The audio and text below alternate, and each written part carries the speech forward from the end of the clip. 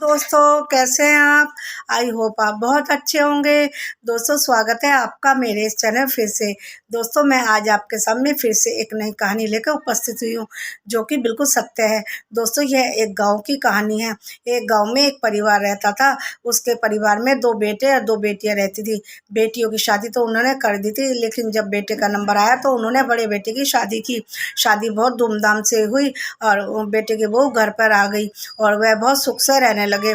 कुछ साल बीत जाने के बाद उनके घर में एक बेटे ने जन्म लिया और वह थोड़ा 3-4 साल का हो गया। तब उन्होंने छोटे बेटे की भी शादी की।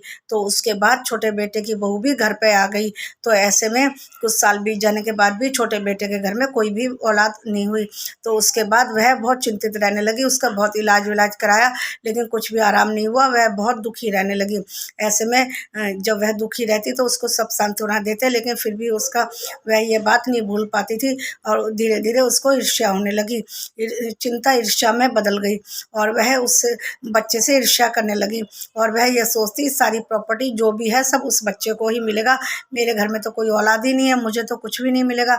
ऐसे में अब यह दिन रात कुछ ना कुछ योजना बनाने लगी और योजना बनाते बनाते उसको खेलने के बहाने अपने साथ ले जाती और कुछ ना कुछ उसको करती रहती, लेकिन हर बार वह बच्चा बच जाता था।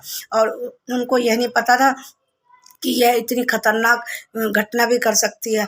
तो ऐसे में उसने एक दिन ऐसी खतरनाक योजना बनाई कि एक बच्चे को अपने साथ ले गई और खेलने के बहाने, और ले जाने के बाद उसने बच्चे को कुएं में डाल दिया। कुएं में डालने के बाद बच्चे की बहुत खोजबीन हुई।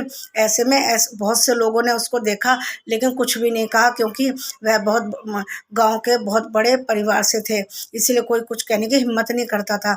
तो इसी वजह से उस बच्चे का जब लापता हो गया तो खोजबीन हुई। तो बहुत खोजने के बाद पता चला कि गांव के कुएं में वह बच्चा पड़ा हुआ है। तो उसको निकाला तो फिर सारी बात हकीकत सामने आ गई, क्योंकि वह पहले भी यह बहुत बार कर चुकी थी, लेकिन पहले वह छोटा मोटा करती थी।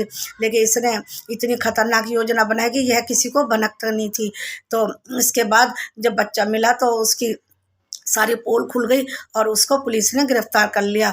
लेकिन उससे पहले किसी ने भी कोई गवाही नहीं दी, लोगों ने देखा भी था, इसलिए वह कुछ दिन तक तो बची रही। बाद में जब पोल खुल गई तो उसको गिरफ्तार कर लिया।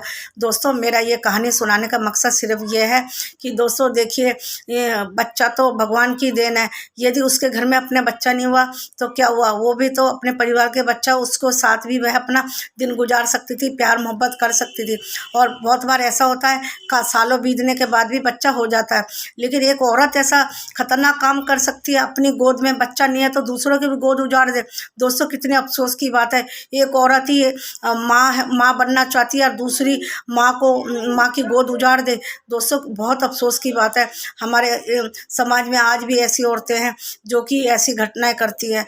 पहले तो लोग एक दूसरे की हमदर्दी करते हैं, ये सोचते हैं कि चलो ये प्यार कर रही है, ये कर रही है, तो अपना बच्चा दूसरे को दे देते हैं। परिवार में तो एक दूसरे को खिला ही लेते हैं, लेकिन ये क्या पता था कि अपने ही परिवार में कोई ऐसा भी होगा जो बच्चे की जान ले सकता है।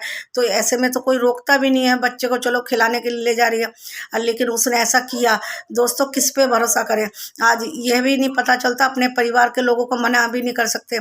आजकल का ज़माना ऐसा है कि हम किसी पे भी भरोसा नहीं कर सकते।